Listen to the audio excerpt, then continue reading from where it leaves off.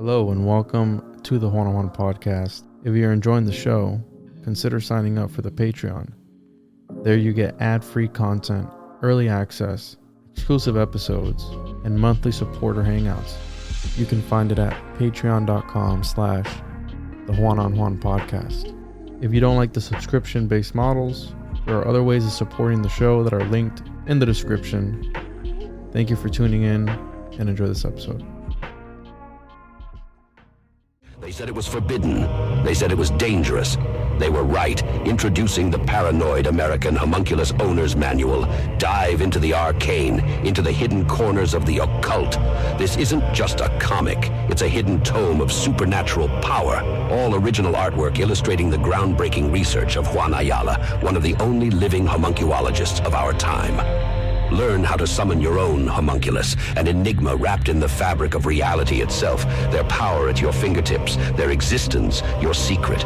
Explore the mysteries of the Aristotelian, the spiritual, the Paracelsian, the Crowleyan homunculus, ancient knowledge lost to time, now unearthed in this forbidden tale. This comic book holds truths not meant for the light of day, knowledge that was buried, feared, and shunned. Are you ready to uncover the hidden? The Paranoid American Homunculus Owner's Manual, not for the faint of heart. Available now from Paranoid American. Get your copy at tjojp.com or paranoidamerican.com today.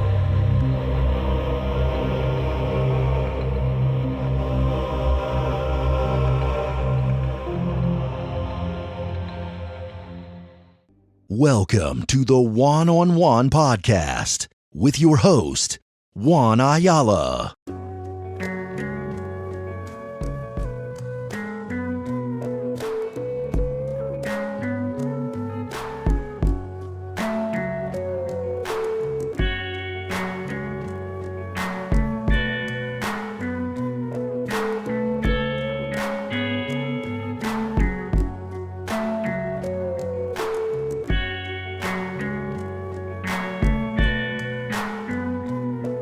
That's serious power right there, because when cars are driving over a road, there's certain roads, if you've seen that are built differently, they use segmented concrete, and so they're transducing the waves of all the cars going over them.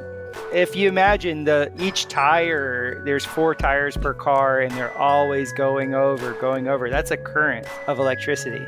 And so even if they're not, say, storing it in a battery bank or putting it in a grid, each one of those monuments at the tip of each one of those triangles, especially, I bet you they'll do a circuit where they'll do it where they actually, it's just like when we have to lay the steel on the dome, you actually have to do it in order. So they would drive from like the Capitol building down to the left and then up and to the right, and then from the right over to the left, and the left down to the right, and then the right back to the center. And if they did it that energetic pattern like that and had caravans doing that, that would charge the sigil that is Washington, D.C.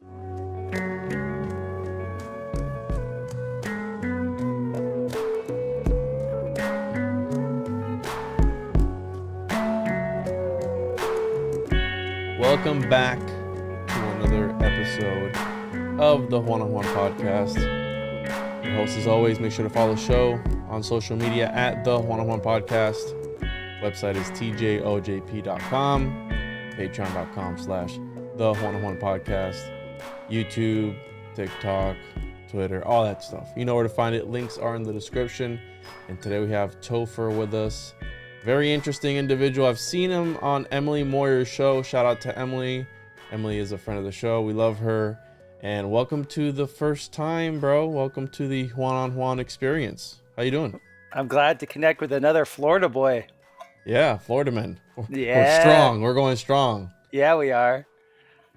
So what's up, dude? How you been? I know we've been talking back and forth. Things have come up. We had to reschedule a couple of times just because that's usually how life is. Mm-hmm. Can you tell us a little bit about you, Topher, and like what you do? Because I know you have some interesting concepts, and that's what I'm all about. Interesting people, interesting conversation, and we're here for it. Can you tell the listeners, my people, where they can find you first, and then a little bit about yourself and what got you into this esoteric realm of things, if you will? Sure. You can find all my work at topherhq.com. I also have the BioCharisma podcast, and I'm BioCharisma on Instagram. So I think I have like 700 videos on Instagram. And Instagram is more of like where I post all of my weird inventions and hybridization of building projects. Like people tend to like that, and it keeps it clean on Instagram.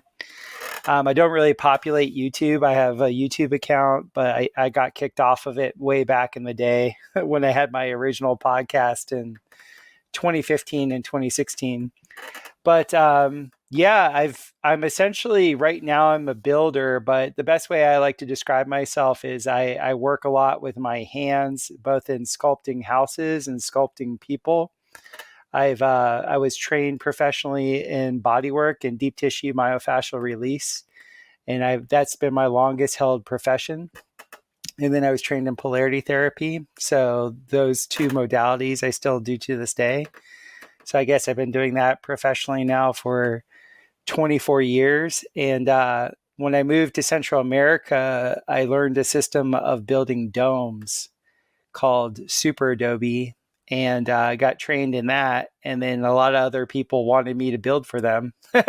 So I ended up building for other people. And that's also what I do. So in today's, like, I would say the majority of my time goes to site surveying for people, designing homes that usually have a lot of curves. As you can see on the site, pretty much everything I build has a lot of either convex curves, domes. I build a lot of round homes, and I do a ton of design work for people that like to build off grid. So that's been sort of my my MO the last 10 years. And when you said that you were taught, were you initiated, Topher? Or because like, is there some secret knowledge that some esoteric hidden knowledge when it comes to this? Initiated in what? In the arts of the curvy homes, I guess. The dome. Right? Well, it was really weird. I've told this story a million times, so I'll keep it short. I grew up in South Florida, and when I was growing up, my dad and we would track hurricanes. And in 1991, Andrew mowed over, it was just south of my neighborhood, and pretty much flattened the area. It looked like a demilitarized zone. Like everything was just, flattened in Hialeah, Miami. And my dad was just like, he, as a builder, he was just like, domes are the way. Like he made no bones about it, because he was a commercial builder and he built skyscrapers. And so I grew up going to like where they would test materials to see what materials could handle hurricanes, could handle 120 plus mile per hour 2x4s and things like that. And so I saw this one documentary on 60 Minutes about this guy who built this dome on this island in North Carolina and how it survived these hurricanes. And my dad was telling me domes were awesome. And so I always had domes on the brain. And then domes on the dome. Domes on the dome. And all the architecture that I loved in capitals, like the U.S. Capitol. And whenever I go to capital cities and states, they always had these big, beautiful domes. And I remember in 5th grade going to the Capitol Dome, and we would talk on one side of the congressional whatever, and on the other side of the domed thing, we could hear it. Like you could hear somebody whispering on the other side. And so I got really enamored with the acoustics and what a resonant structure was. And my dad was really big into resonant. I wouldn't say resonance, but he was like really into auditory refinement. He was an audiophile. And so I just always kind of had it around me and on me and in me. And so by my mid 20s, when I was starting to consider building and doing these things, I got into geodesic domes. But geodesic domes had a real problem with them, especially if you're trying to build them in the tropics, because geodesic domes, a lot of the jointery work doesn't work well. And so, yeah, and growing up in Florida, you go to Epcot, of course. So that was like the big thing on the brain there. And Yeah, yeah, Buckminster so Fuller. yeah, the Bucky balls. And so I was looking at it, and it didn't really set in because in Florida you weren't allowed to build off grid unless you hooked up to the power lines and stuff like that. And then I ended up moving to Central America. But while I was down in Central America, we had this crazy, crazy, crazy rainy season, mixed with with an earthquake season in 2007, and I saw all these conventional homes just kind of be obsoleted, be destroyed. A lot of these really beautifully built homes became parallelograms, and I didn't have money to waste. And my partner and I at the time I was just like, look, we spent all of our money on our land. We're land rich, cash poor. Like, I can't do it. I can't do this conventional thing. We're doing all these drawings for dome homes, and then one of my massage clients, he saw one of my dome home drawings and was like, "Oh, dude, that's exactly what I want." And I was like, "Well, if you want that, you had to send me to school to learn how to do it." And he did, and I did. So I ended up building. I ended up building him. At the time, it was the largest. It was like a 1,700 square foot twin level 3-dome home, and it had this huge outside deck that we covered, and it was tremendous. Like, I remember I went to Cal Earth University and I was showing them my drawings, and they thought I was nuts that was going to be my first build, but I just went for it, and it worked out really well. This is a really interesting topic because, right, Buckminster Fuller, I feel like he was onto something that a lot of people weren't, because I think, right, because I'm into Pythagorean Palaces and that idea and what that entitles. Yes. And what'd you say about Florida? You can't do what? You can't build, you said remote? The law in 2006, before I left, because I had property in North Florida, I went to go look at a bunch of different dome homes, and usually the people that build dome homes, they want to be off grid. Most neighborhoods won't just allow you to build a dome home. And so my lady and I, we traveled around, we visited all these different dome homes in North Florida, and we kept hearing from the owners. They're like, no, we had to pay, $60,000 to get FP&L to run power out to us. And I wanted to be off grid. Like, I wanted to have solar power powering. Back then I was calling them, what were they called? Something capacitors, like high density capacitors, not batteries. And the whole thing in Florida, you could not do that legally. And I don't know if that's the law now, because the laws always change in Florida very quickly. But it was kind of disappointing. You couldn't really do the off-grid thing in Florida all that well. You always had to be tied to the grid. Oh, those look a little off-kilter. This is Cape Romano dome homes in Florida were originally built to withstand hurricane winds, and they were destroyed, apparently. Ian Sink's Florida dome home, built to survive hurricanes. A house built from geodesic domes off the coast of Florida is designed to withstand gale force winds and powerful storm surges, but not sea level rise. That's a sham, because the sea level didn't rise. But haven't you ever seen that the hurricane sucked the water out? Yes. You seen that before? It sucks the water in to power itself, and then I don't know, man. Maybe the waves crashing into, who knows? Yeah, but that's not sea level rise. That title is being misleading. They're trying to say, ooh, sea level rise. It could handle everything but climate change. Climate change is going to get you, which is total horseshit. Yeah. I was actually in India in 2004 when the Banda Aceh tsunami hit. We were just next to Pondicherry that got wiped off the map from that tsunami. Oof. And it was crazy talking to all the people that we knew that survived that in Pondicherry, because they said they watched the ocean go out and they saw all the animals running inland. And so they just started a bucket, and this wall of water about 10 feet high just came in and just did not stop. Wow, it's amazing what Mother Nature can do, right? I mean, that's just like a force that cannot be reckoned with. And No. so tell us a little bit more about the domes, because this is something that I've always looked at, right? We have the whole Tartarian movement, and there's a lot of domed buildings when it comes to that. You mentioned about the Capitol building, and I've also heard about the Integratron. Integratron, is that how you say it? Integratron. Yeah, I got to get warmed up at when you first hop on a podcast. Got to get warmed up, especially with these big words.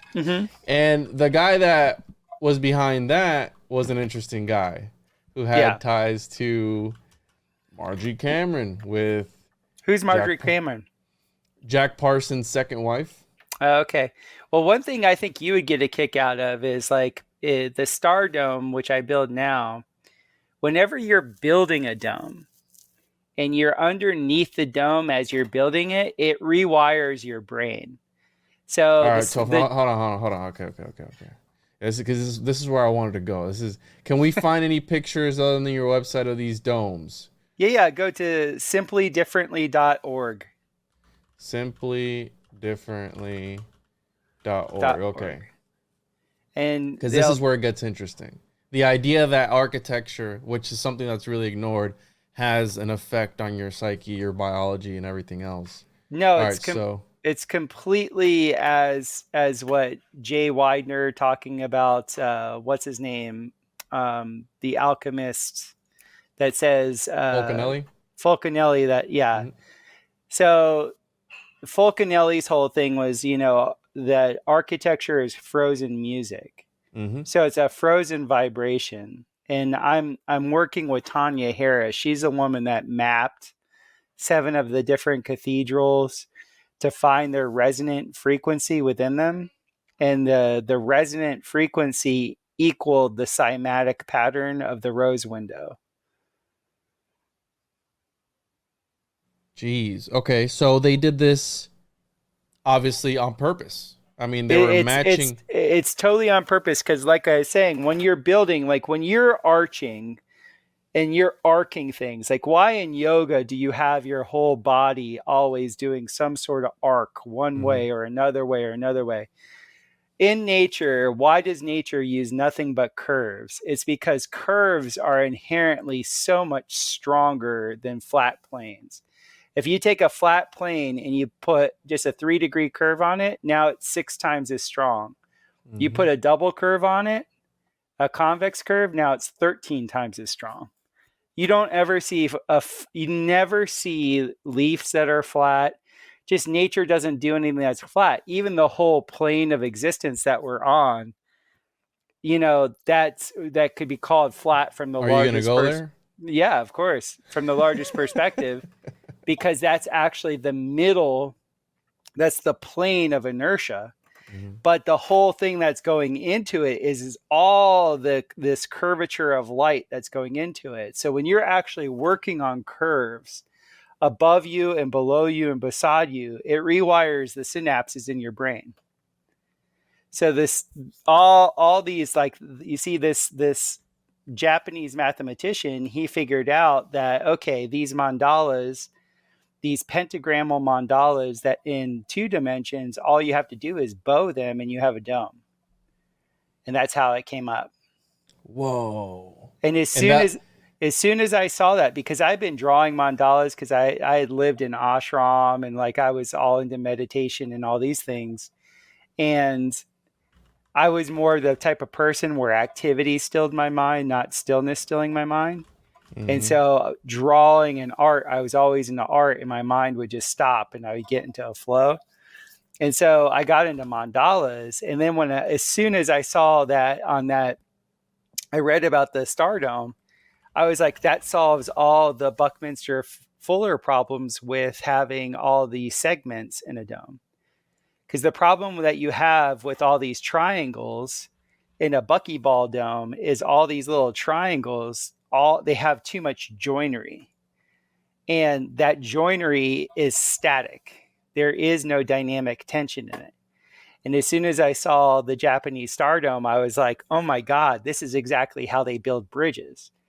Because when you build a bridge, you bend steel, you put it under tension, and then you freeze that tension in concrete. That's exactly the way these domes are done.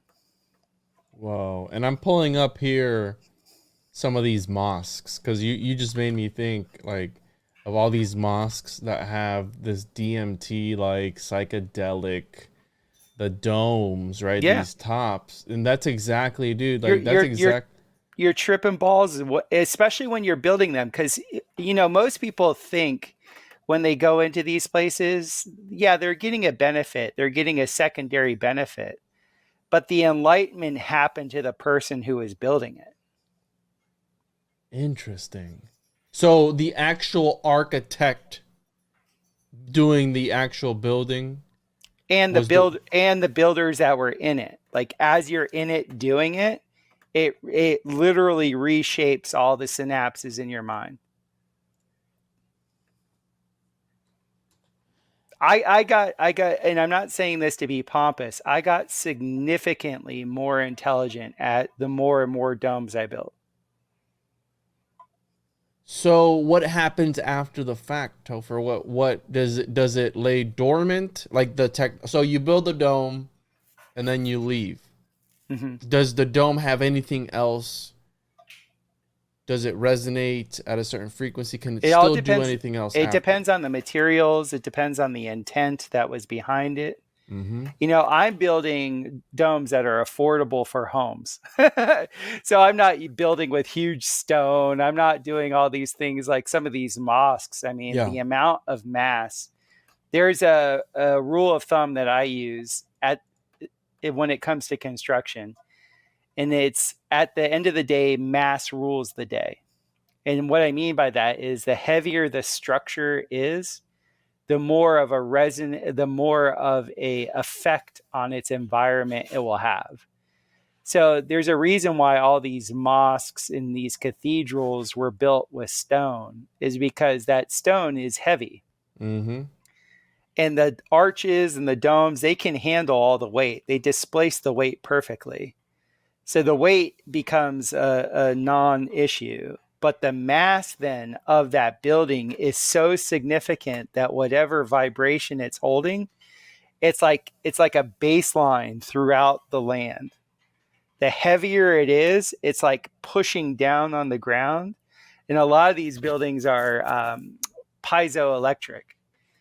And I think the older they were, the more piezoelectric they were, meaning that when a vibration hit the stone, it produced a current of electricity. Dude, because I've talked about this, but I've never actually talked to somebody else who has actually knows about it and has actually put the application to work in a real life practical manner.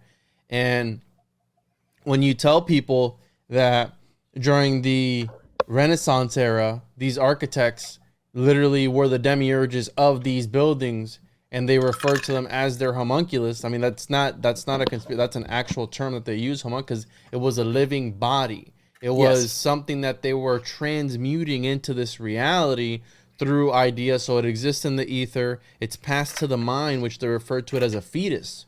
So it's born in the mind. It's put on a medium, which is the paper, and then you birth the little model, right, which is another talisman of some sort, and then the actual building itself is the manifestation of that idea, and it goes through all these processes. It's alchemy. I mean, essentially, is what it is. It's the 4 different stages, if you will, and the idea that it's magical in some sort of way. If you really look at it, I mean, it's changing someone's biology. It's resonating on different dimensions, if you will. And not only that, but if you use certain rocks, which we know have certain properties, which is why the Egyptians only built certain structures with certain granites and quartz, you name limestone. it. I mean, the limestone, et cetera, et cetera.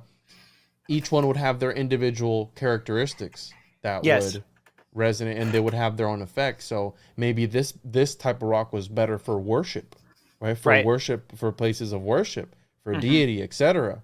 And then these other rocks were better for Capitol buildings, right? And Because others were much better for health. Like I studied under a temazcal maker in Mexico, and for those of you that don't know what a temazcal is, it's a small little cylinder that essentially is like a sweat lodge, but it's done out of red brick. And the how do you red, spell it? I believe it's Temezcal, temazcal. Temazcal, it's Mexican, you said? Yes. Okay, I got it here. Yeah, yeah. Temazcal, yeah. Sweat lodge. Yeah, the red brick sweat lodges. And so these red brick, there's a real science behind it, because when you heat red brick past a certain temperature, the red brick emits a far infrared light. And so all these people that have all these questions of like why all these cities throughout the United States in the 1850s, 60s, and 70s were razed to the ground, all those cities were the red brick cities. Like Chicago was the red brick city. Like you had all these cities that had red brick. You had all these cities that were actually had wrought iron work everywhere.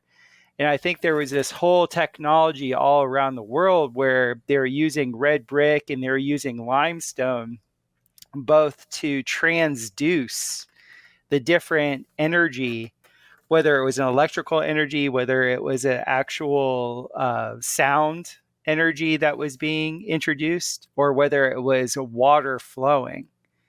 Because the water flowing is all these great cities that have these waterways. I was in this beautiful city in southern Bavaria where it was all the buildings were red brick, and the river just wound through the whole place. But where the river touched was every one of the industrial buildings of red brick. And I had the aha moment. I was like, in the past, they didn't have hydroelectric like we think of it, where it's turning a turbine and it's, then that's turning an alternator, and then the alternator is giving you electricity.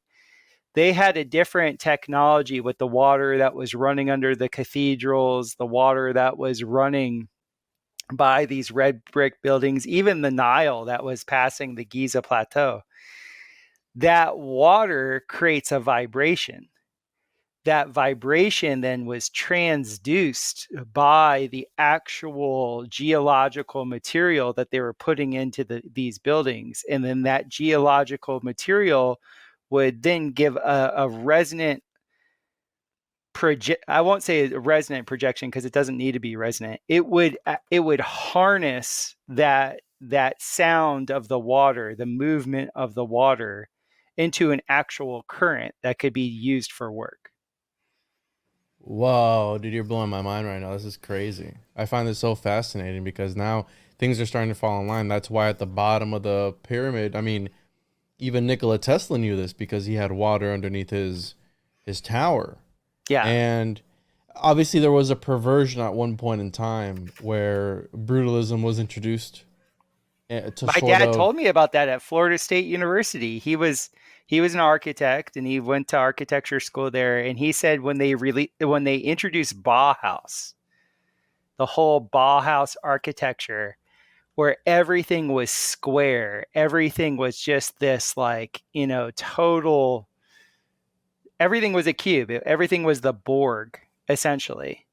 And it got rid of nice eaves on homes. It got rid of Florida used to be about all the tropical architecture, where you'd have the nice eaves so the rain, like you could have windows open during the rain and all this.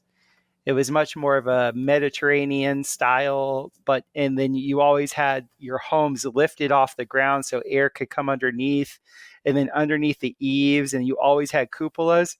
Bauhaus got rid of all of that. Everything just became the Borg. And my dad he hated it. He couldn't stand it. Like he had to go that direction because he was building skyscrapers. all the skyscrapers are essentially, a let's just say a phallus, a square phallus in the air. So yeah, that was a unfortunate move in architecture. And he said what he really didn't like was he didn't like the furniture that went with Bauhaus, because at Florida State, whenever you were designing a building, you had to design the furniture that went in that building. And the Bauhaus furniture, Really? when he was there in the 60s, he said it just drove him nuts. None of it was comfortable. He didn't like it. It was like Sweden clean design, but everything was like squared off and like hard. Like nothing was cozy. So before we get, because I want to talk about the introduction of this sort of brutalism, if you will, in order to, in a sense, dehumanize or take away from the beneficial attributes of these previous buildings. Because it seems, and some people will argue, that art started very, right, you had these sculptures, these paintings back then that were almost lifelike. It was really amazing. And now we went from that to somebody duct taping a banana to a canvas and calling it art, and people lose their minds over it. And it's like, yeah, no, that's art. Sure. I mean, I wouldn't consider that art, but the fact that people will accept that as art is alarming, because I mean, that just shows you that they're willing to accept whatever is thrown their way, quite literally whatever is thrown their way, as art. And I don't think you know the first rule of marketing, right, Juan? What's the first rule? You tell people what they want. Yeah, it's all about manipulation. Absolutely. I mean, it's all about, and especially when people are easily swayed, right? They're tiptoeing that line.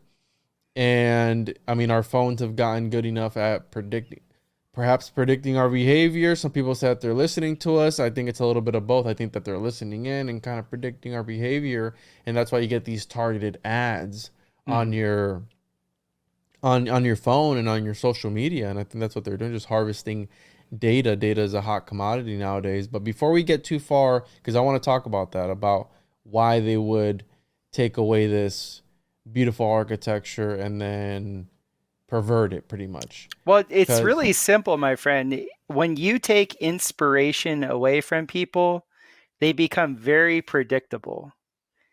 The problem is when you have these beautiful arch buildings and this stained glass, people will have a direct connection with their creator. The jurisdiction between them and their creator is immediate and known. So brutalism was brought in because the state, let's just call it the state for lack of a better word, was getting bigger and bigger and bigger, and it needed to have jurisdiction. So the way you have jurisdiction is you always promote vices and you take away inspiration. It's the oldest playbook in the world. So you can't have cathedrals anymore. If you do, it's only for like the select few in specific neighborhoods. You know what I'm saying? It doesn't become a city work, let's say. You denigrate and desecrate the natural environment so people aren't inspired just in nature.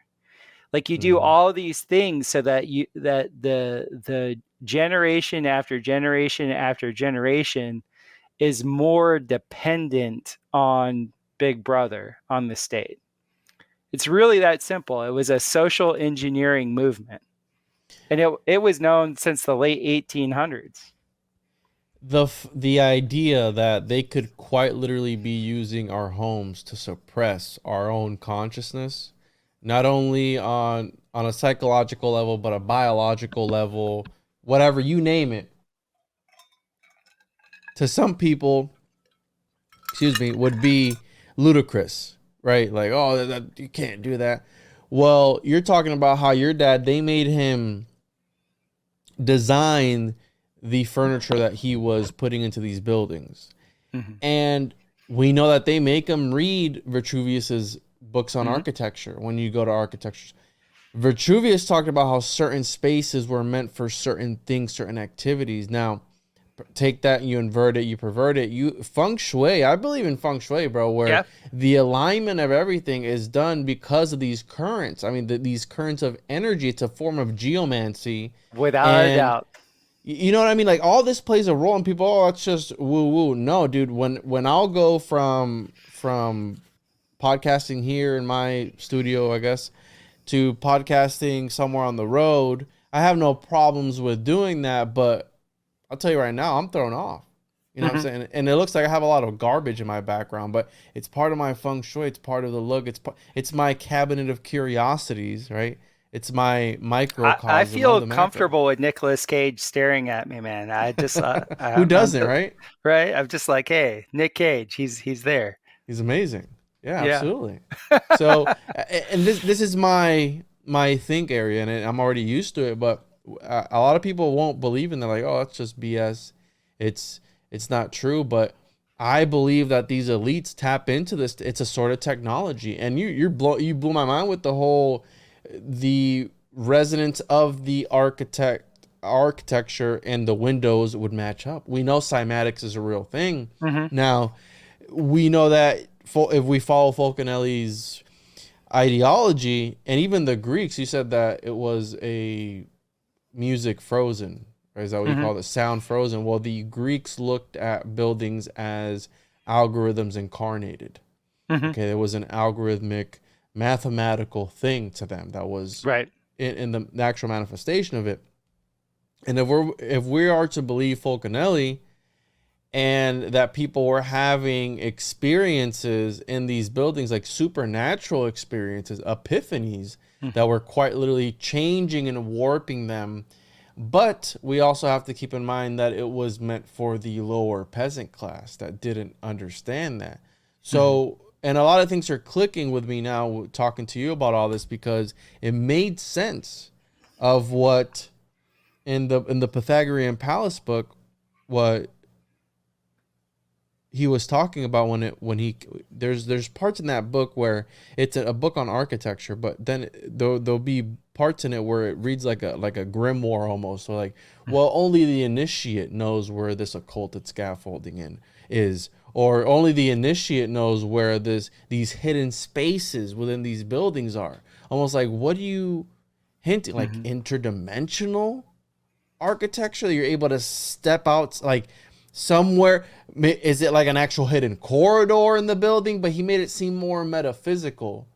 And now you're telling me like, oh, I'm learning about all these different. I go, how many people might have been initiated in the actual art of architecture, like a sort of, because architecture back then was looked at as a form of magic. Definitely. So it would make sense there was secret societies that were evolved around building. Look at the Knights Templar. I mean, arguably a secret society that did what? Constructed the cathedrals, buildings. Yeah, to and quite literally try to apparently- transmute reality itself, like on the grander scale. If these buildings keep resonating, how you were saying, if they keep resonating into the surrounding areas, I mean, that's fascinating. Yeah, and I have genetic lineage in Knights Templar, so it would make sense. You're Illuminati confirmed. Then hold on, let me hit the button. It would make sense. Illuminati confirmed. I always, my wife and I always joke around because it's just like I'm just working out the karma from. I had a grandfather who was a nuclear physicist. I had a great grandfather that was. I mean, I can't confirm this. I tried to confirm it, but he was apparently Knights Templar. So all this stuff was kind of like just downloaded through me. My dad was an architect. My sister is like top 10 in the world in graphite artists. Like, she's incredible.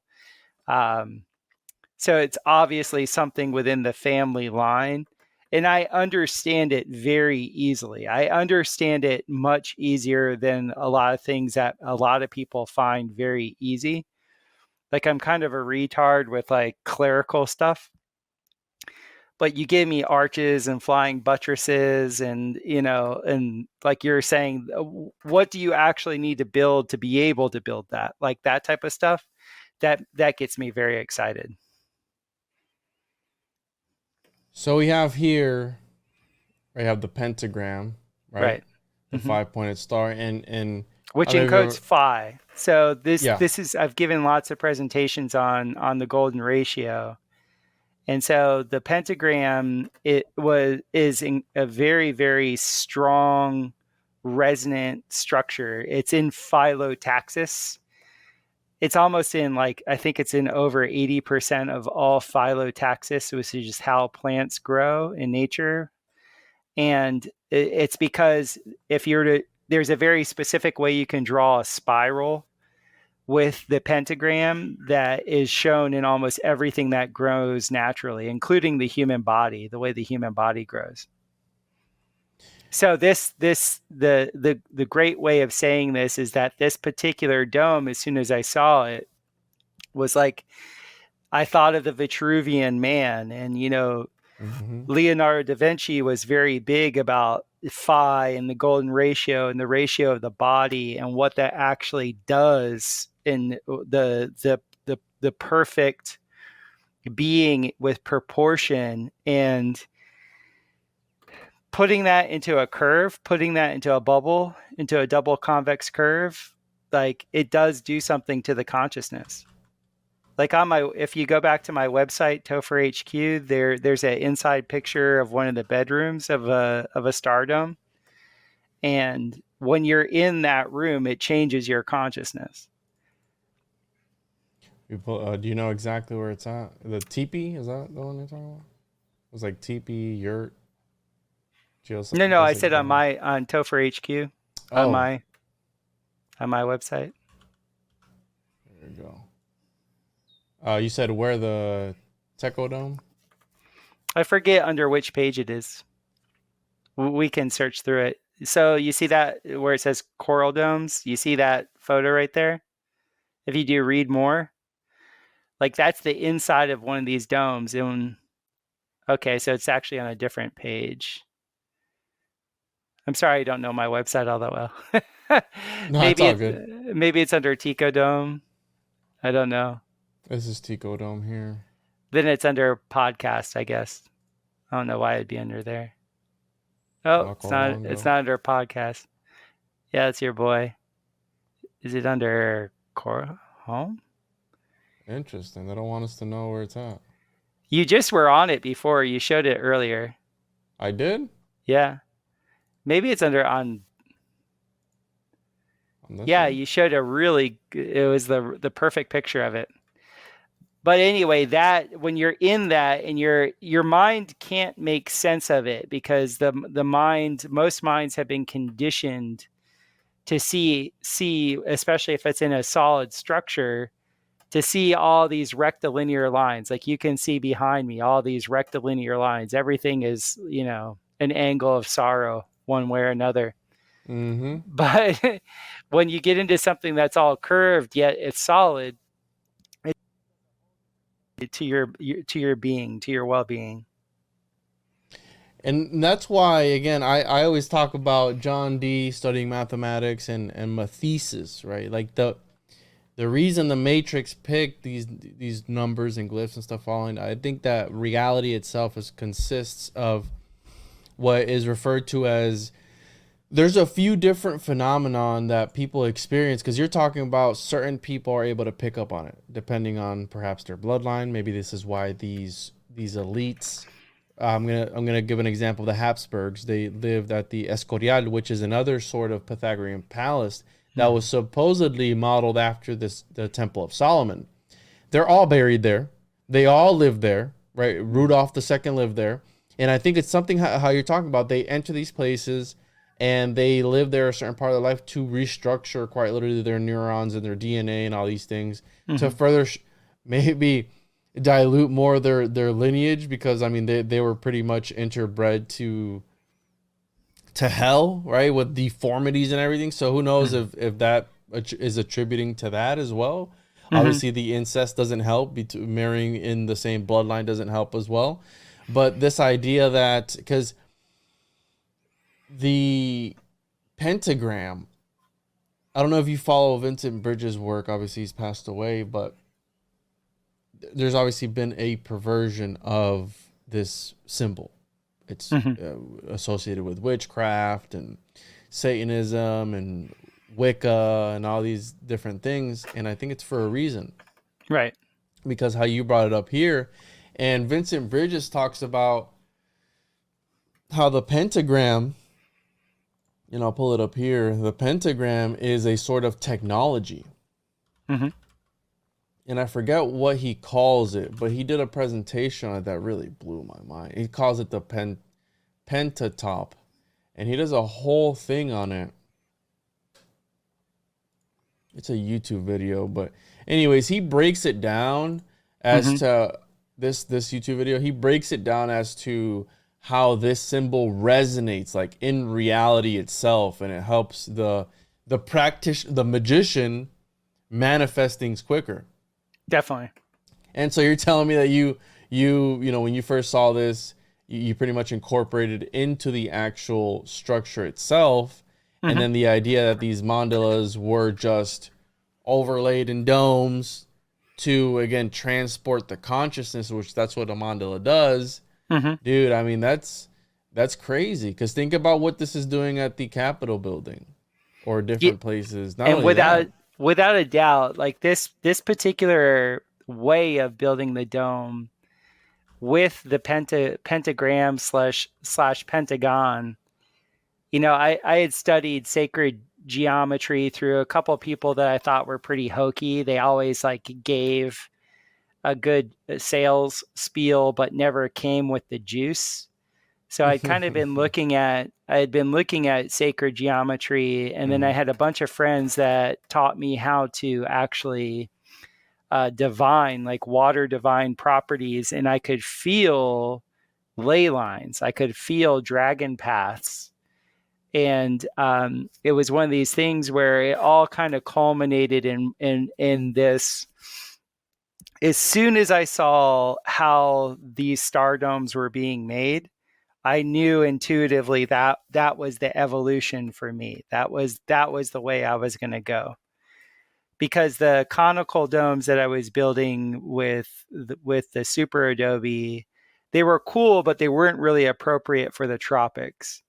And that this was like something where I could build much larger and I could do it much quicker for a lot less cost. And I could have so many more windows. I could do so much more with it. And it's just because the structure is essentially perfect. And for me, it was a no-brainer, like literally, like. And then when I built my first one, I built it out of split bamboo, and I built a split bamboo one to put on top of my earthen dome on my property as a like a roof, as a protection. And it was amazing. Like it took us a few days to build it and put it in place and do all the ferro cement. And whereas the actual dome that was underneath it took like a month. And I was like, this is a no-brainer. This is the way. This is the future for me. And you touched on a topic that I've talked about as well, because if you take into consideration, so the architecture itself as a talisman, right? It's magical. It's resonating at certain frequencies. We have the Knights Templar building these cathedrals to quite literally transmute the world itself, right? Not only that, but to hold secrets too, to last a very long time. A lot of these cathedrals were attributed to the miracles that were happening. The actual architecture was the cause of the miracles within it. Not the power of God, but the actual architecture, the way it was built, was, they were saying that attributed to the miracles. You take this technology, and then how you're saying you touch on ley lines, dragon lines, telluric currents. You build these places on those lines. And I mean, what a more powerful technology than that? You're using the Earth's naturally occurring magnetic field or whatever it may be, tapping into these nodes, and then you're building this crazy. And I have here Saddam Hussein's palace pulled up because this was built on the 33rd parallel. But Awesome. I'm gonna tell. I mean, it kind of looks like a star fort. Is that why they would build these places like star forts, to resonate with that? Because this is on the 33rd parallel. Now, I mean, we know what happens along the 33rd parallel. Kind of looks like a ziggurat too, if you look at it. It does.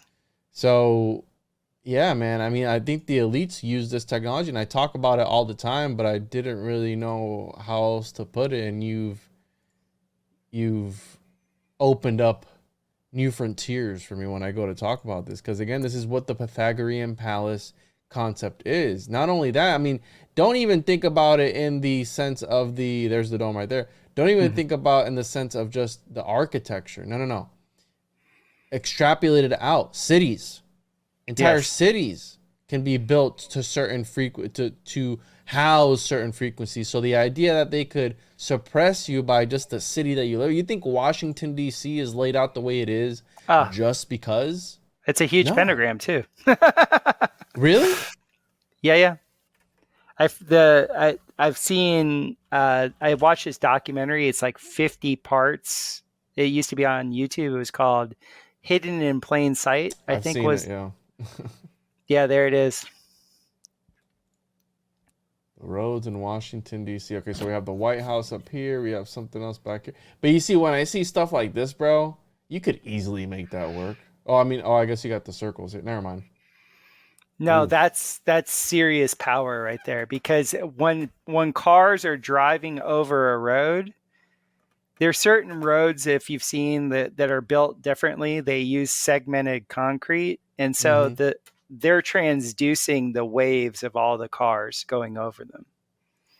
And back to that idea that you were talking, charging these lines, pretty much charging these roads. If you imagine each tire, there's 4 tires per car, and they're always going over. That's a current of electricity.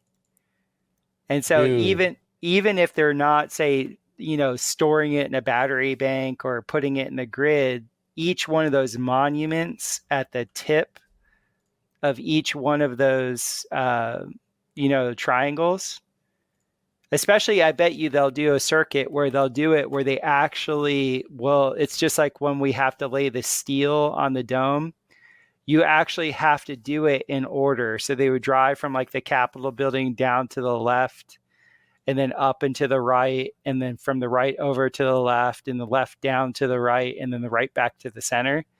And if they did it that energetic pattern like that, and had caravans doing that, that would charge the sigil that is Washington, D.C. All right. So, and this would also account for how and why you have people like Henry Ford building these cars and all these different things. There's a reason why we haven't adopted newer technology, and we're still stuck on the same technology that we've been using for the last 100 years or whatever it is, because it serves the purpose of this more metaphysical purpose. Now, some people may say like, oh, that's BS. What if these EV cars are actually worse for the environment than the regular gas-powered engine cars? Oh, they totally are. You know what I mean? But you say hilarious. that and you're a conspiracy theorist. No. All you have to do to anybody that's uneducated in this regard is you hold up 1 gallon of gasoline, and you hold up this gallon of gasoline, and you go, do you understand what this is equivalent to in kilowatts? Because everything with these cars are about batteries. Mm-hmm. And so they're like, my car has 18, kV and blah, blah, blah. You go, this 1 gallon of gasoline is 4.7 kV. 1 gallon of gasoline. End of story. Yeah. The average car carries 15 gallons of those? So your biggest Tesla battery is what? How many watts can the biggest Tesla battery hold? Let's check here. So Tesla battery wattage. Let's see. Let's just get an idea. So 85 kilowatts to 100 kilowatts. So giving a total storage capacity. So from 85 to 100. Yeah. So it's right there at 20 gallons of gasoline. But not that. I mean, not just that, but the amount of gasoline that it takes to create this battery that goes in this car. Precisely, and most of it's conflict metal. They pulled this out pretty much right after Avatar, because in Avatar they pre-suggested all this stuff. They're like, yeah, you know, conflict metals. Oh, that shit down in Argentina, that was some thick bush, you know. They said Venezuela. They said that was some thick bush down in Venezuela. This is all an allusion to what they actually do. They create a market. You tell people what they want. You say, hey, you want a Tesla.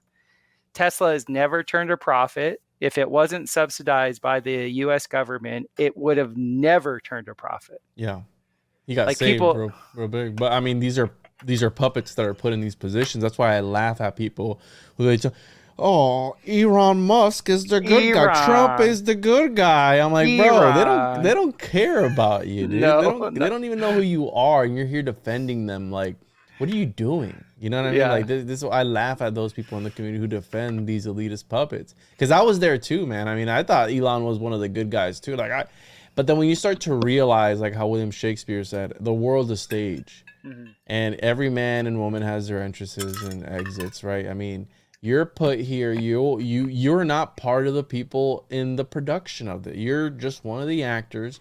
And it brings me to my next thing, where I don't know if you've read Sesh Hari's The Handprint of Atlas book, but he talks about how here the universe. So the alchemical principle used in memory theater was correspondence. A thing evokes that it resembles, and memory theater, the various symbols are carefully chosen on the basis of similarity of the thing to be evoked. I mean, that's chaos magic right there. You assign a value to something when you need it, how you need it, and it's going to correspond with that symbol, right? And in ceremonial magic, when they use certain daggers and instruments, it's because it's resonating with a certain element, the wind dagger, fire dagger, or whatever it is. So it's all about correspondence. And so rather the building or the structure is specifically designed to naturally evoke a specific form through stimulating the percipience unconscious recognition of archetypes. So I mean, they use this again back to the cathedrals. The symbols used in such structures are derived from the ancient he talks about the Atlanteans, but Atlantean systems of symbology that identify the patterns of archetype correspondence. So yada yada yada. So the universality of archetypical experience is the essential function of a memory theater as a talisman, a physical object charged with magical power and consecrated to a specific purpose. However, each person experiences the evoked archetypes in an individualized form, an individualized perception. And this is, again, phenomenology. You experience things the way that you're meant to experience it. We all interact differently. It's all alchemy. It's going to be different for everybody. But the thing that he talks about here, as these individualized perceptions are witnessed by various percipients, they are imprinted on the talisman as a part of its history in space and time, thereby storing or charging the talisman with the thoughts and emotions of those who perceive it. So think about when they do something on the media and they're making you focus on it, and they're making you, oh, look at the balloon, everybody look at the balloon, and then they pop it and they're like, oh, cool, everybody cheers. No, that was the ritual, you idiot. The blowing up of the Georgia Guidestones, all those years that they caught your attention, then they blow them up. Right. And there it is, sealed in space and time. But the one thing that really blew my mind in this entire, so here we go. All right, here we go. Over time, the comings and going, we're talking about Washington, D.C. and the riding around. Over time, the comings and goings of the mass of humanity through the memory theaters intensify the energy of the lays. People psychically charged lines by traveling along them and looking at the structures sited upon them. Everybody goes, oh, it's horrible to own a car in New York, but yet people still own cars in New York. Monuments, ancient and modern, were always built specifically as tourist attractions or pilgrimage destinations when the traveler was consciously aware of the spiritual aspect of the journey. Pilgrims' routes, scenic drives, history walks, etc. have always been designed as memory theaters and are meant to direct the traveler through an alchemical process of transformation and psychic charging. The seven wonders of the ancient world were designed as a memory theater by initiates to perpetuate the arcana of the Atlantean mysteries. The secular monuments of America, i.e., the Statue of Liberty, the Washington Memorial, the Bunker Hill Memorial, Mount Rushmore, Stone Mountain, etc., were designed to be modern wonders that would process the masses of our present era through a vast memory theater. Therefore, the lay system is not a forgotten artifact in ruins, but a living system that still exists today and that continues to be used, modified, and expanded. So think about that. It's a literally a global initiation that they're using the roads and all these things. That maybe that's why they don't want you to live off grid, because then you're not contributing to this exact ideology and these exact things. And people go, oh, well, I don't believe in that because I believe in my insert your own religion here. Well, your religion is one of the first people to implement these exact ideas with the way that your church is built. You think your church is built that way just because? No, it's not. It's meant to, again, capture some of that essence. Definitely. I noticed it too because I played pretty high level football. In all the stadiums I was in, it became very obvious after I was done with my career and looking back at it in retrospect, that these stadiums are massive, massive harnessers of emotion. Like just the shape of them. Most of them look like, a turtle shell. Most of them have this circular, oval shape.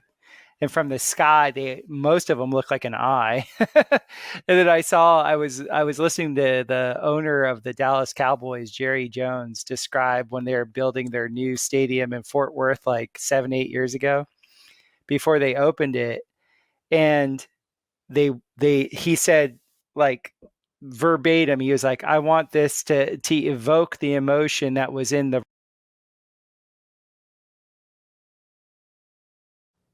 Can you see me? Yeah. that happens a lot with me whenever I hit some juice. So and what he showed in the architecture was that the whole stadium was built on these two massive 1 kilometer long arches. And the roof I think the roof on that one slides. I forget whether or not it slides. But the amount of energy at the time, it was the most expensive stadium ever built. I think it was like $1 billion. Which one was it? The one that the Dallas Cowboys play in Arlington, Texas. Dallas, Arlington, Texas. Yeah, they're domes too. I mean, these and the superb owl, the Super Bowl. Yeah, man, the superb owl. The Cowboy Stadium, the AT&T Stadium. Yeah. Wink, wink, nod, nod. There you go. The Lone Star State, right? Is this the one? It's the upper one. I don't know. These aren't. Yeah, that's it. Because it has the huge arches. Look at that thing. Like, you telling me that that's not going to harness? That looks like a fucking spaceship from Battlestar Galactica. Yeah, and if you look at this looks like a football. And if you think of like ball consciousness that Michael Juan talks about, and how the ball itself, I mean, it could be also another emulation of this, another simulacra of because the football is a Vesica Pisces spun on its z-axis. Yeah, which we know what that is. That's right. It's a very masculine sport to be playing with the feminine aspect, right? Right. The yoni, the vagina, the yoni pigskin. Yeah, exactly, bro. I mean, it all makes sense, and these are the things that really, right? You lose people in the sauce when you start talking about these sort of things, because we're like, not gonna lose your no, not my people, but I've had people reach out and they're like, I just can't, keep up. It's too much. And I go, well, I mean, that's fine, right? But I think that because who would think to think about something like this when they're looking at this architecture? Who would be like, oh, this is a cult in nature, right? Not the regular person, but for you and I, we can see what's going on here. We can read between the lines, and anybody who listens to this podcast can read between the lines that it's always done on purpose. Is this along the 33rd parallel? You tell me. I don't know. Let me check here. Hold on. Let me see. So, Arlington, Texas dome. It's gonna be close. It's got to be close. Let's see here. Address. It's probably going to be close because, I mean, the 33rd parallel. So it's the AT&T Stadium. It's on the 32nd parallel. Bro. It's so close, though, dude. 3244. They call it the Death Star, the Palace in Dallas, the Cowboys Cathedral. Look at that. There you go. There it Jerry is. World. Bro, what in the world? It is a cathedral because when you're in it, I watched the whole documentary of the architects, what they were doing with it, and the way the light comes in. The players. Who's Jerry? Jerry Jones. Jerry Jones is the owner. Lizard person, 100%. Yeah, they designed it so like the light comes in the afternoon like a cathedral. It's to the west, and none of the players like it. The players are just like, "Oh my God, the light blinds us during half the game," but they did it anyway because it was 1.15 billion. From bro, would you fire that guy from 650 to 1.1 billion? Oh, so many contractors do that. The contractor will go, they'll tell you whatever price you want to hear, and then it ends up being whatever it is.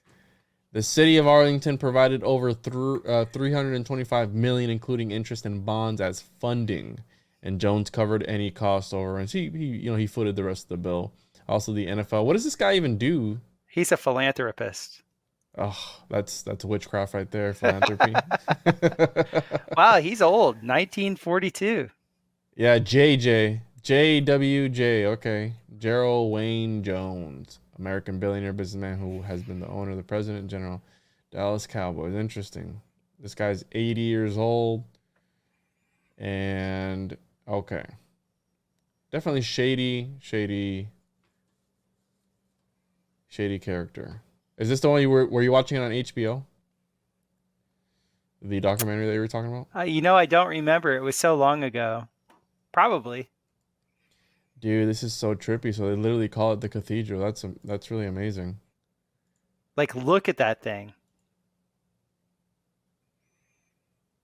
Talk about energy harvesting. Yeah. Even these teams have sigils. Right? Mm-hmm. I mean, their logos are sigils. AT&T. I mean, that's screams lizard people.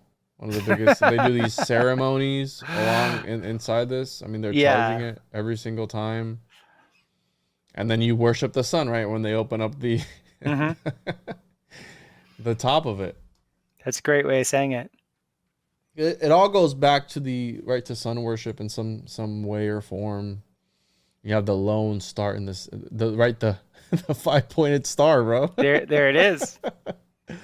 Right in the center, the 5-pointed star. And we just got done talking about how the 5-pointed star literally is a technology to be able to manifest things quicker. And I'll send you that presentation that Vincent Bridges does, bro, because it's really fascinating the way he breaks it down. Because I do think that with these ancient civilizations, and I mean ancient is subjective, but they were using technology. They were using technology that we use today, and we just named it something else. And it's like how Manly P. Hall talks about the alchemist of old has replaced his cave for 4 walls and like a lab coat. Right? Trust the seance, trust the science, all these different things that we've I love heard. that saying of yours. Yeah. That's actually from Cheney. I took that from Cheney, so shout out to Project Cheney. She's Shout awesome. out, Cheney. Hope you're feeling better. Yeah, hope you're feeling good. Shout out to you, Cheney. Yeah, I'm gonna have her on again soon. So, but yeah, man, this is really interesting stuff. I love talking about this, and I don't get to talk about architecture a lot because people get lost in the sauce when it comes to the Tartarian movement, because they're like, oh, they're trying to suppress history, and I go, dude, yeah, okay, that's fine, but what were these buildings used for? Like, what was the actual use of it? And then when you start to get magical with it, you kind of like lose them, because it can't ever be magical. It has to be something you can scientifically explain with meat and bones. But yeah, I mean, these architects back then were magicians. They were divinating. They were trying to see if 100 years from now the foundation that they put down for this building or cathedral or whatever would hold up. So they were looking into the future, which was prohibited by you can't divinate. I mean, you can't do that according to the church. But again, the church were building to the exoteric church. You know, you had you had the exoteric church, which was for the slaves, for the public, and then you had the inner sanctum that used everything that was on the table. what was the, I'm trying to think of the cathedral that, check this out. I mean, look at that. How beautiful. And I know that skyscrapers nowadays are way bigger, but when you look at this architecture, bro, like how bananas is that, dude? Look at, and then the bells that they had in them. Look at that. I mean, that's kind of like a dome there, right? Yeah, that's called a vault. A vault? Mm-hmm. Yeah, an extended arch form is a vault. I mean, that looks like a freaking portal, bro. That is a portal. That there's so much power in that. And so they're more than likely underneath that building there is a waterway.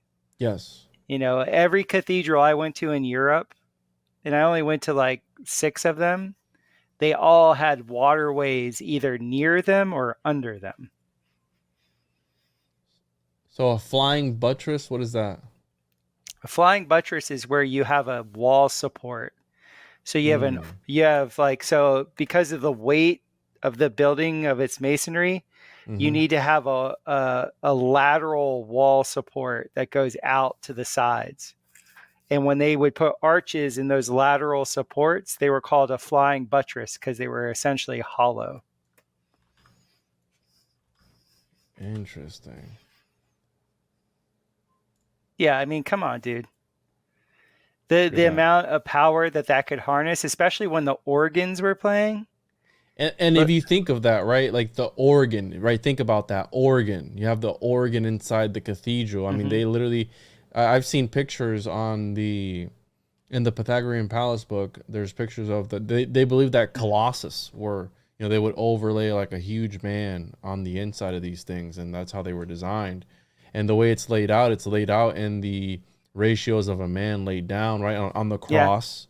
Yeah. So again, on the hypercube. Hypercube, exactly. They use the hypercube. So do you think that do you believe that there's still people, for example, this building here, that know about the esoteric occulted aspects of this building and they're able to tap into? Or do you buy the whole Tartaria thing where they've taken some of the antiquitech down at the top of these spires or whatever? Because a lot of these cathedrals aren't even done.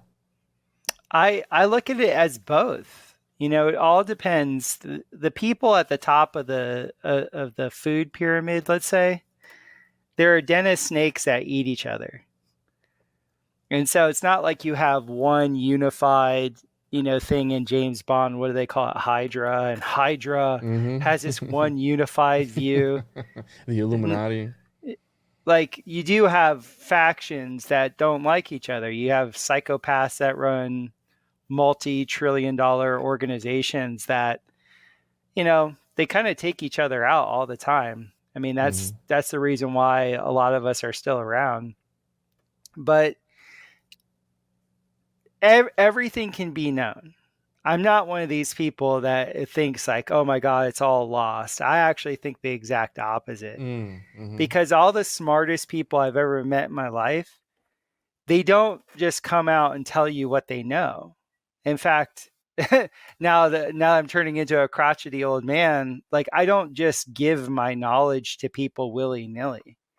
Like, they need to, one, pay me for my services, but two, also, it's like, are you worthy to even hear what I'm talking about? And I'm not saying that in a conceited way. It's just like, you don't cast pearls before swine, because the majority of people that, like, I can phrase it better. The best way of saying it is, in this realm that we live in, it's as the Bible says, if you ask, you shall receive. Exactly. So people that are very earnest, people that really want to know, it will be given to you. It will be shown. It will literally, God is always here. But the truth of the matter is, most people are full of shit. They don't want to know. They want to be comfortable. Especially where I've been in the world, and I haven't been on every continent, but I've been on a few. Most people, their daily, like, what's like going on in their daily mind isn't, I want to know the truth. what's going on is they're legalistic. They're going, how can I save my ass? And number two, how can I be comfortable? And that isn't the type of consciousness that brings you higher order things. You need to have a certain level of consciousness and a certain level of determination and a certain level of focus. And then at the end of the day, have a certain level of ability. And then the Venn diagram of your life will produce something beautiful.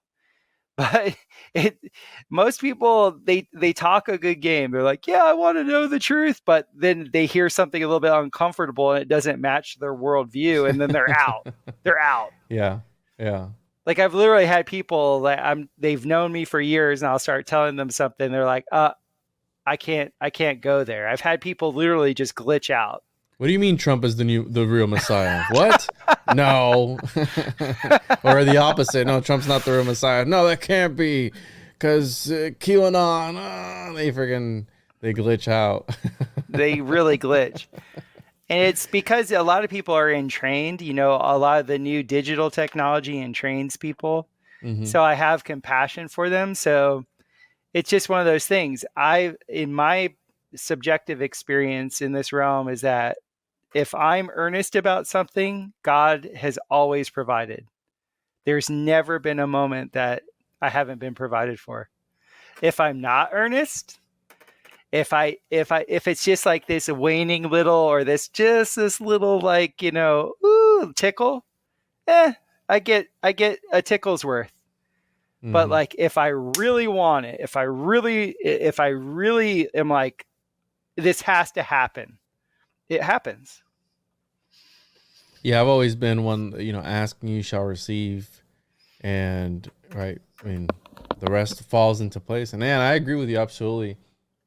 I think that people they shy as soon as they hear something or see something that's against their paradigm, and that they don't want shifted, they'll just go ahead and just peace out. And I think that's also a problem in the community too. Like we can't all come together. We're fighting over the nitty gritty aspects of it all, right? Point is that there's some fuckeries afoot. We gotta get down to the bottom of it. But then you're gonna have people who are gonna get lost in the sauce with the little intricate details. And yeah, that's why for me, I've never done any of the podcasting stuff or any of the media stuff with put your mic down, Topher. I've never done any of the media stuff with the intention of building an audience. I've done the media stuff with the intention to learn from people. Because like I respect you. You know stuff about Manly P. Hall, and you're talking to Paranoid American about all this really cool stuff. And like I learn when I listen to you. Mm-hmm. And you'll notice in life, there are people that always have a learning mindset. You'll notice the most intelligent people, they're listening. They're not talking. Yeah. And so that's a problem I have though, Topher, though. That I always, and my wife always busts my balls about it because she talks about how I can never unplug. And I feel like if I'm not learning something, and that's the beautiful thing about podcasts, right? Where you listen to something or an audiobook or something. I recently picked up audiobooks and I had to I'm still on the fence about it because the problem is taking notes, right? If you're reading a certain material that you need to do a presentation on, taking notes, like what are you going to do if it's just an audio? Like I take a whole bunch of screenshots and you have a shitload of screenshots that you have to go through, right? Like all these different things. But recently I've done that. And that's why I loved podcasting since the very beginning, because I was like, damn, this is crazy. I can turn on knowledge and then just listen to it while I'm doing other stuff. That to me was wild. And like now I'm addicted because I need to always be constantly or I feel like I constantly need to be consuming something, some sort of either knowledge related to the topic that I'm researching that week or that month or whatever it is, constantly, like always, right? So like I'll get lost in the sauce when it comes to that, and I think I'm too wanting the knowledge. It's like the Faustian pact. Like John D is like, I learned everything in this realm. I need to tap into the next realm. So it's like, bro, what are you talking about? You know what I mean? Like, there's literally, you could spend, it's like me and Paranoid American always talk back and forth. Like, dude, we have so many books that we're never going to read. I mean, I do PDFs. I have over 250 PDFs on books and I'm gonna die before I could ever read all of them, right? Well, And I are you going to mean, put anything into practice? Like, are you going to, like any of the things that you're interested in, like the Manly P. Hall stuff? Like, I don't really know what his whole shtick was, but like, are you going to put some of these teachings into practice? I think I do. I do Vitruvi. Like for example, this is the only occultic thing that I really do. I take these ratios and these numbers and I'll put it into my work. So Vitruvius talked about how like any reasonable treaty is 216 pages long. The Pythagorean Palace book is 216 pages long because J.L. Hersey, he knew about this sort of stuff, right? And so, when I write my little journal or something, or the price on my comic book is $3.33, right? It's got a certain amount of pages. There's stuff embedded into it. The font on the front of my Occultist Monday is 33 font. The width of my columns is 2.16, like 216. I'll do that in my work, and that's as far as I implement it. But I mean, am I gonna make a homunculus? Probably not. I don't think I'm gonna take it that far. And I was actually gonna ask you, in the house that you're in right now, do you live in a dome? I'm building one. I'm actually building something very similar to what. Are you familiar with Wilhelm Reich? I've heard the name, but not off the top of my Wilhelm Reich. It sounds familiar. Let me see. Wilhelm Reich, he was a scientist in the early 20th century. He was a contemporary with Sigmund Freud. Yeah, I've heard of him. Yeah, he kind of broke off from Sigmund Freud because he said Sigmund Freud only studied ailments. And Wilhelm Reich was like, well, you need to study healthy people too. Yeah. So Wilhelm Reich, he went ahead and studied healthy people, and he saw that healthy people were very vital. They usually had wonderful sexual lives, and they were essentially fully embodied people, where a lot of what Freud was getting into was the disembodied sick person. You want to fuck his mom too. Exactly. And so Wilhelm Reich had all these technologies. He was, have you ever heard of the Rife technology, where you would be hit with a very specific spectrum of light to heal your ailments? Whoa. I've never heard of it, but I'm sure it's a thing. I mean, it's like, Yeah, you were talking about the red light therapy. I've done that before. So Royal Raymond Rife, he came up with this whole science of, I guess you would call it biophotonics. And he was also a contemporary of Wilhelm Reich. And Wilhelm Reich used some of Rife's optics in being able to see tissues, healthy tissues with these optics. And he was able to see that there was this sort of glow that occurred around very healthy tissues. And then he extrapolated in very healthy areas, like we're talking about these cathedrals being built on springs or wells or whatever. You go to these certain areas and the vitality of the area was greater. So he coined the term vitality, called it orgone. And he said, oh, yes. I just covered this guy actually with Chat of the Dead. Yeah. So orgone is essentially quality inducing, vitality inducing energy. I just did a podcast with Isabel Friend, and we're both of the mind that actually the technical aspect of orgone is light hydrogen. That's what it is. But he gets super sexual with it, right? That's the problem, that it's like super sexual. Well, it comes from the word orgasm, right? So yeah. Orgone, orgasm. So. He thought that orgasms could like save humanity. I think that was one of the. Well, I think that's a lot of his detractors put that spin on him. I knew people that lived in one of his communities, two of his communities in Maine, and said that there was nothing ever sexual about it. Interesting. Yeah. Like the whole, well, I won't say the whole movement, but you know how people get into ecstatic dance? Yeah. Mm-hmm. Ecstatic dance started with the Reichians, the Wilhelm Reich people.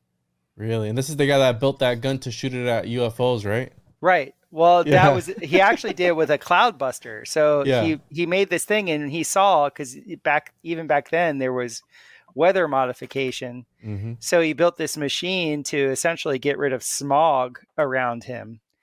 And he noticed one day there was, and this is so cool because this gets back to the whole cathedral and the water running thing. The way he would power his cloudbuster was he had a conductor that would be in a local stream. And one day the stream was running there. The stream was like, had more water running through it for whatever reason. And he noticed that the sky really opened up with the more current behind him. And then he noticed that there were quote unquote UFOs in the sky. So then he pointed it at the UFO, and then from his vantage point, the UFO fell out of the sky. So who even knows what UFOs are? A UFO could be plasma, it could be whatever. Mm-hmm. And so he went and he like went to the authorities because he was scared. He was like, hey, there's these things in the sky. I just shot one down, and they like, you know, tried to do the whole crazy thing on him and said, you're Looney Tunes, and then stole all of his technology. Yeah. But a lot of us, like, you're friends with Lindsay Sharman, right? She makes, you're not of Rogue Ways? Oh, okay. No. Well, anyway, there's tons of people that make Organite. Some people make it better than others. Some of us make Cloudbusters. My new home is essentially going to be a massive Cloudbuster. So you're gonna shoot UFOs, bro? No, but I want blue skies. Yeah. So, okay, back again to this geomancy. So quite literally influencing your weather around you according to the architecture. Right. According to the way that it's. Yes. I got Donut calling me right now. Awesome. So yeah, dude, this has been really fascinating. I want to have you back on to talk about that thing that you told me about, or that I heard you on Emily Moyer's show talk about interacting with these entities or these local spirits. And then I want to talk to you also about the plant medicine and the plant theurgy of how some of these cultures, their actual religion was the plant or whatever it is. And I might do some mushrooms this weekend, so I think it'll be fun. But yeah, dude, I mean, do you want to plug anything else before we get out of here? This has been really interesting, man. I loved having you on, and I really want to have you on back again to talk about more. At some time, you and I have to get into the Twyman gnosis. That's a very shaky one, because the walls have eyes and ears apparently, and you'll get harassed if you even mention her name at all. Like it's bizarre. Yeah, she hit it. She and I were friends. Oh, you knew her personally?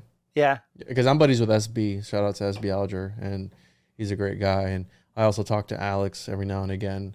And yeah, that was obviously, for those that know, that's a very shady type of rabbit hole that was one of the first rabbit holes I entered when I started to get into esotericism and, you know, researching heavily the occult and stuff like that. So well, we can definitely talk about that. The beauty of her work, just on the very, like, if you just look at her book on money and how money is in fractional reserve banking and the whole magic behind the fractional reserve banking game. If people have any doubt that they live in a very, very esoteric, magically induced world, look at your money. Just look at your money. Mm-hmm. Like, literally. Packed with sigils, yeah. And if you don't, if you can't even make that leap, then this podcast isn't for you. yeah, no. But the people who are here, they know what is up. They know how it is, and even the people on YouTube too, they know what's up. They're a little weird, but they know what's up. So, and think about again that law of correspondence. Mm-hmm. What that money represents and what it's resonating at. That we just finished talking about architecture and how architecture keeps resonating. It does. You know, even after it's built. That's mind-blowing. Yeah, I just taught a super Adobe workshop this last weekend, and the whole thing is it's rammed earth construction. And so you actually ram the earth until it rings like a bell. So I had 16 different people feel what that felt like, to where, like, okay, Now the Earth is at a certain density. Now it actually rings like a bell. Wait. So the structure, like when you're, what do you have to keep nailing? Like So it's rammed Earth. post? So have you ever seen rammed Earth? No, rammed Earth. Yeah. So super Adobe is flexible form rammed Earth construction. So you fill your form up with Earth and then you ram it from the top down. Oh, okay, I got you. Like forms and stuff. Yeah. Okay, I got it here. But as you're ramming it, you have to get it to a certain density. And once you get to the perfect density, it makes a very specific sound. It actually rings. Whoa. Yeah. Well, they don't build houses like this anymore. So make architecture great again, MAGA. Okay, make alchemy great again, MAGA. That's what we need. We need to resonate with our buildings and our homes, and homes have to be homes again. And I've said it before that these cubes that they're putting us in are suppressing our consciousness, but it's okay because the people listening to the Juan podcast are elevating their consciousness with me and Topher today. Bro, you killed it. This is awesome. You want to plug your stuff again? I got your website so here. Check me out at topherhq.com. That's the clearinghouse for everything. I'm BioCharisma on all like the podcast players. I'm on BitChute if you want to see the video. I'm on Ladle TV. God, what else? So, all the things. And we have a really good Telegram chat. Our Telegram chat, we have about 300 pretty avid chatters on there. That's BioCharisma Podcast Chat. And check us out. And also, like, if you're interested in the construction stuff and all, like I said, all the hybrid structures that I do on Instagram, I have all the different things from rainwater catchment to rocket mass heaters to domes to doing sculpted statue work to biochar, all of it. Yeah, people follow him. I just followed you on Instagram. Sure to hit him up. I'll join the Telegram too. Yeah, dude, you killed it. Had a lot of fun today. And as always, everyone, make sure to follow me on social media at the Juan Podcast. On any major podcast platform, any major social media platform, tjojp.com. If you're watching this on YouTube, make sure to hit that like, comment, subscribe, everything. You know how it is. And send me your links, Topher, so I can post them in the link section and people can go show some love.